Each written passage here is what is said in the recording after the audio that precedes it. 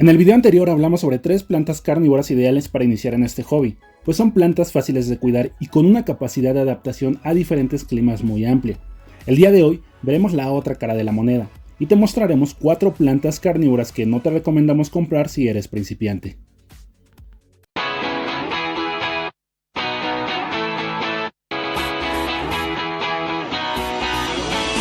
Bienvenidos a un nuevo video de Carnifans. El día de hoy hablaremos sobre esas plantas carnívoras que no recomendamos adquirir para aquellas personas que van iniciando en este hobby.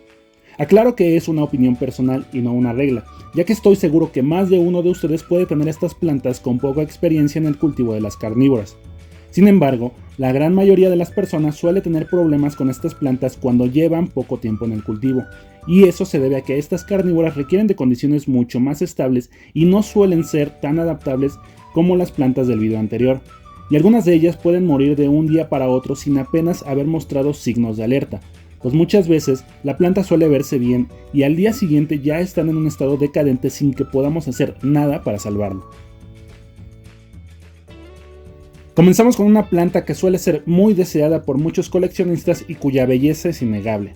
La Darlingtonia californica se ha popularizado mucho entre los aficionados y no tan aficionados al cultivo de las carnívoras.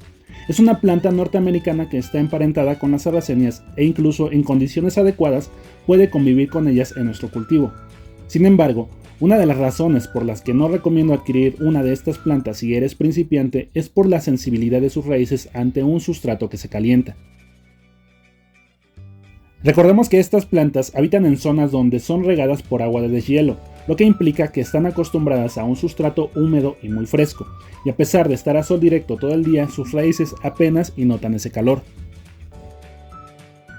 Es muy común que estas plantas se cultiven igual que una sarracenia, pero si deseas hacerlo, mis mayores recomendaciones para no frustrarte con su cultivo es que adquieras una planta semiadulta, con trampas definidas, pues una planta pequeña es aún más sensible ante las variaciones del clima y un golpe de calor puede matarla en pocas horas. Mi segunda recomendación es que mantengas a estas plantas en una maceta con un volumen mucho mayor del que usaríamos para una sarracenia del mismo tamaño, pues esto ayudará a mantener el sustrato fresco. Algunas personas colocan hielo sobre la superficie del sustrato para bajar su temperatura, y es aquí donde hacemos énfasis en que esta planta no es para principiantes, pues requiere mayor atención que una sarracenia.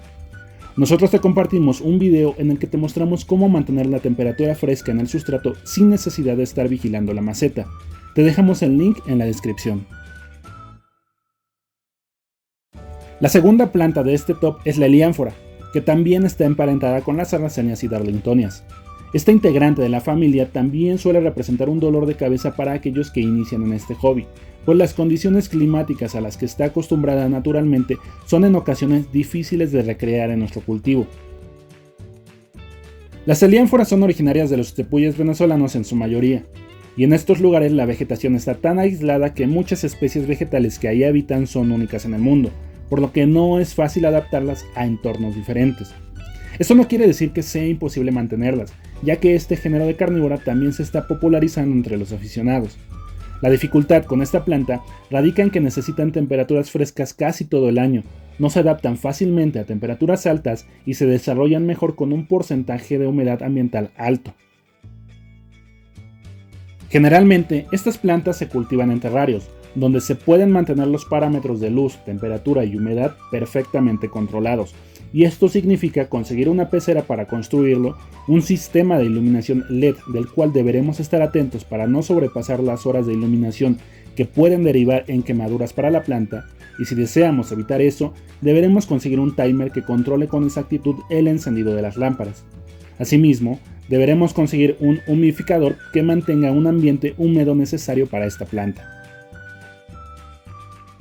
No significa que sea la única manera de cultivarla, pero sí la más efectiva, sobre todo si nuestras condiciones climáticas son adversas para esta planta, y por todas estas consideraciones es que esta planta se encuentra en este top.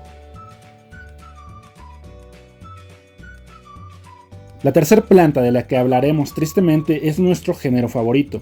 El Cephalotus follicularis es una planta con trampas en forma de jarro originario de Albany, en Australia. Como muchas formas de vida de Australia, estas plantas solo se pueden encontrar de forma natural ahí. lo que hace que las condiciones naturales a las que esta planta está adaptada sean mucho menos flexibles que el de otras especies. Muchos cultivadores han comenzado a tener éxito con esta planta, pero tras ello hay un gran número de pérdidas de estos ejemplares, ya que los cefalotus rara vez dan síntomas de enfermedad o alguna señal de que su vida peligra, y es muy común encontrarlos con las hojas y jarros marchitos de un día para otro. Sus raíces son muy sensibles al riego excesivo, por lo que hay que cuidar bien el no sobrepasarnos con él.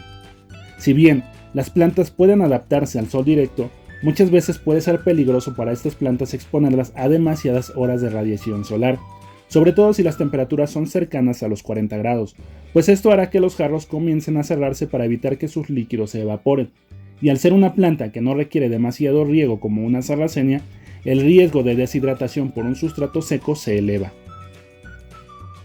Otro punto en contra para esta planta es que no son muy tolerantes ante el riego por arriba, es decir, no les va muy bien el hecho de recibir agua directamente en su roseta, sobre todo aquellas plantas que son muy prolíferas y llenas de hojas y jarros, pues al tener todas sus hojas a ras del suelo, la humedad excesiva que se concentra puede llevar a la pudrición del rizoma de esta planta, lo que provocará la muerte de la misma en pocas horas o días.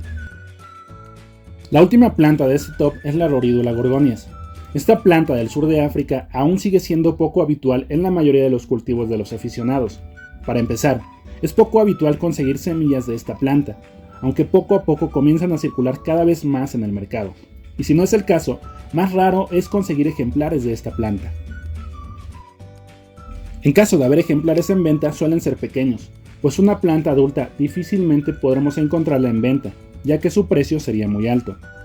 Dejando de lado lo complicado que es conseguir estas plantas o sus semillas, las condiciones que requieren para mantenerse sanas deben ser un tanto más precisas, sobre todo si la planta es juvenil, que seguramente es el caso de la mayoría de los que piensen adquirir un ejemplar. Si conseguimos semillas, deberemos procurar un ambiente de humedad alta con iluminación y temperaturas tenues las primeras semanas para lograr que germinen. Y si logramos germinarlas, aún nos esperan meses críticos para lograr que la planta sobreviva, pues no toleran bien lugares cerrados donde el aire no circule, lo que las hace vulnerables a hongos. También al crecer requerirán mucha luz solar, pero un riego muy controlado, ya que un exceso de riego llevará inevitablemente a la muerte de esta planta en cuestión de un par de días. Otro factor que estas plantas no toleran muy bien son las bajas temperaturas, así que deberemos procurar no exponer a nuestras plantas a temperaturas cercanas a los 0 grados. En caso de que tengas un ejemplar de estos y notes que las puntas de las hojas se han comenzado a secar, te recomiendo cortar todo lo seco e incluso podar el punto de crecimiento unos milímetros, ya que la muerte de la planta en ocasiones puede originarse desde las hojas más nuevas, y si cortamos el punto de crecimiento un poco, podemos evitar que la necrosis se expanda. Si hacemos esto, es posible que entre las hojas surjan nuevos puntos de crecimiento, una medida que la planta tomará para intentar salvarse. Sin embargo, esto no garantizará que tengamos éxito, pues nuevamente la planta deberá adaptarse y sobrevivir a los siguientes meses. Tener estas plantas no es imposible, por lo que la intención de este video no es desanimarlos y evitar que las consigan. Lo que sí les sugiero es que experimenten con plantas más resistentes primero, pues esto les dará más experiencia y mayor seguridad, lo que les permitirá aumentar la posibilidad de éxito al tener una de estas plantas. Y si tú tienes alguna de estas plantas en tu cultivo, nos encantaría leer en los comentarios tu experiencia con ellos y la forma en que las cultivas. Y con esto llegamos al final de este video. Espero que les haya sido de utilidad y si les ha gustado, dejen su pulgar arriba. No olviden de suscribirse, ya que en el siguiente video hablaremos sobre otras 3 plantas carnívoras ideales para principiantes, así que activen la campanita para no perderse ningún video. Antes de despedirme, quiero enviarles saludos a Cristian David Cortés, Saúl Reynoso, Didier Matías Córdoba, Alan Cipocatli y Matías Montalvo. Gracias por mirar nuestros videos. Por ahora me despido, no sin antes desearles un excelente cultivo. Nos vemos en el siguiente video. Hasta luego.